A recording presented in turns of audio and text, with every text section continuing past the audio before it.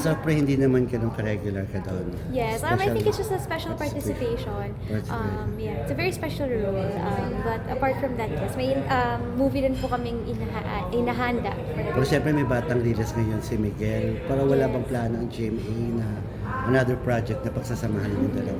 I think sa ngayon po, we're focused on our own careers as of now. Kasi, So hiwalay muna kayo ng career yes, opo. I think Miguel's very focused ngayon sa Batang Lilas and I'm so proud of him talaga kasi kung alam lang ng lahat kung gaano niya binubuhos ang lahat ng effort niya dito sa serye na to. So I'm so happy for him with that. And dito naman din po sa Slay, same din po ako with Slay na talagang binibigay ko yung lahat ko for the show and same din yung support na natatanggap ko kay Miguel for this project. Pero akala ko papasok ka din doon eventually. Parang sabi ni Miguel dati wala pa naman siyang yung nakaposte na leading lady. Well, syempre we don't know naman din po what's going to happen diba, in the future. Hindi natin alam. So, syempre wala naman din po kami kino-close na doors. And, yeah, very excited. Pero syempre mas komportable ka pag siyang kasama. Of course. I think yun talaga. Nandun talaga yung comfort zone ko is with Miguel. Pero ang ganda rin na natitest din yung comfort zone ko na yun with this show and with working with other actors as well. Kasi nandun po din yung growth na pag wala ka sa comfort zone mo, dun ka rin makakapag-grow as an artist. So ako, this is definitely something out of my comfort zone. Pero I feel like kailangan ko din at some point na pumunta doon. Gano'n ka mature yung role mo dito? Kasi ang comfort zone mo parang Siya yung pinakabata. sweet and love team, parang gano'n eh. So I think now, it's still very similar pa rin naman sa kung sino ako. Hindi naman siya yung very daring to the point na talagang, Sexy na. borderline sexy na. But syempre may ganong shock factor pa rin as you guys saw the poster, di ba? Pero yung character ko mismo as Yana is still very true to who I am pa naman. So it's a good transition na very very still true to who I am. Oo, yun ka. Nag-ano ka, sa social media ka, nag-vlog, mga ganyan. Wala pa kayong collab nung ma'am ni Miguel, di ba? Kasi parang hit na hit siya ngayon. Yes, oo nga. I'm so proud of Tita din po. Palagi ko din po yung sinasabi sa kanya. As of now, siguro yung may hinahanda rin po sila ni Miguel eh. Something coming very soon. So, ang alam ko is they're very focused on that. And sobrang excited din po ako for this venture of theirs. So, I think hindi pa ata na-announce, pero very busy sila sa gano'n. Pero ikaw nagluluto ka, di ba? Nagbe-bake ka. Yes, Tita Gar. No more in baking ka. Siyempre, sarap ng mga pastries mo, cakes mo. Siya, masarap din magluto. Yes. So, tingin mo talaga, yun yung... Kaya nagkasundo kayo ni Miguel kasi masarap magluto yung mom niya. Mahilig kaming dalawa sa pagkain po. Oo, future niya kung sakali. Magaling din, masarap din magluto. Yes, so talagang ever since naman po, food talaga yung naging bonding din namin ni Miguel. So I think that's also a factor. Kasi favorite din niya yung binibake ko sa kanya na cookies dati. ni Miguel, yung mami.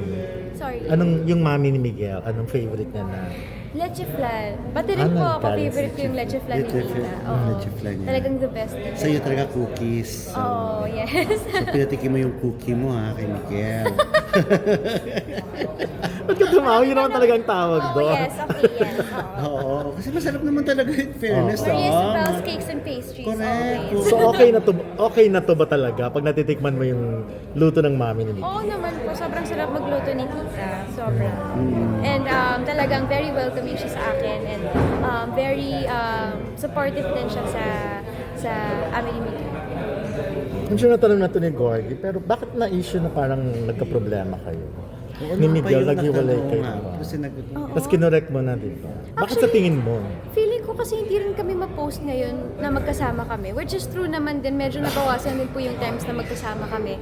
Dahil nga, sobrang busy kami sa kanya-kanyang projects namin. So, siguro nagkaroon ng ganong rumor because porket di na kami nag-post. Nakikita na magkasama. Oo, pero hindi naman porket di kami nagpo-post, hindi naman kami nag-uusap, hindi kami magkasama. It's just definitely nag-iba lang din talaga yung focus namin sa ngayon. Pero we still make sure na priority pa rin namin yung relationship. Career. So going strong. Yes. Ang relationship. Yes, going strong po.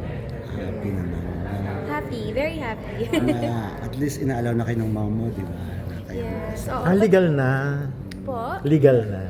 I mean, syempre there's still part of what we have na we want to keep for Yes, ourselves naman din. Pero open naman na talagang very, kung ano yung, what we mean to each other, open naman na, alam naman ng tao na mahalaga sa akin si Miguel and vice versa. So, yeah. Isa lang, kung okay lang sa'yo, pero Yes, Tito Gorg. nirequest ka ba ng dad mo tulungan ka sa campaign or paano? Hindi ka ba na, I mean, ikaw ba willing naman din mag-support sa kanya sa kanya? yes. I mean, syempre, I'm so proud to be my father's daughter. Alam ng tao yan. Palagi ko pinagmamalaki na daddy ko siya. And I mean, syempre naman, of course, I'm always there to support my dad sa lahat ng ventures niya. So, yeah, opo. Very supportive ako kay Papa.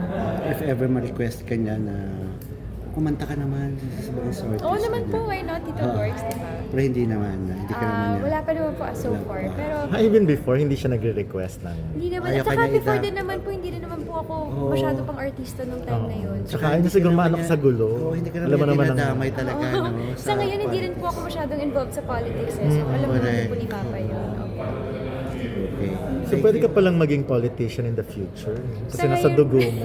Actually, ang pwede talino ka mo, talaga. ang galing mo. Pwede ka talaga politician. Kasi iba yung ano mo, kahit sino. Tapos Alam may mo nung- charm ka. Nung bagets pa siya, talaga lahat kinakausap niyo, security Kaya nga guard, eh. talaga ginano niya. Oo, totoo. So hindi pumapasok sa isip mo. Sa ngayon po, certain wala pa po. Not even Kasi- sa school, kung tumatakbo ka ba for... I mean, nung bata, yes, nag-student council din naman po Yan, nung mga bata ako. ganun. Pero if ever man na magiging ganun yung career path ko, baka lawyer pa. I think mas law yung, Ay, oo yung nga, passion diba? ko compared Kasi- sa politics. Opo. Pwede mo pa tinuloy, no? I had to, kailangan ko Focus ka pumili muna. eh. Kasi na-realize ko nung pinagsabay ko siya, parang hindi ko na nagagawa ng justice yung dalawa. Na naaapektuhan na yung dalawang careers ko sa sobrang hati ko. Nahati din yung effort ko. So, medyo nag-isip ako and Focus na-realize muna. ko na talagang bigyan ko muna ng chance yung career ko. Oh, ngayon talagang Pero dream mo babalikan pala. mo pa rin. Babalikan mo pa rin yung law.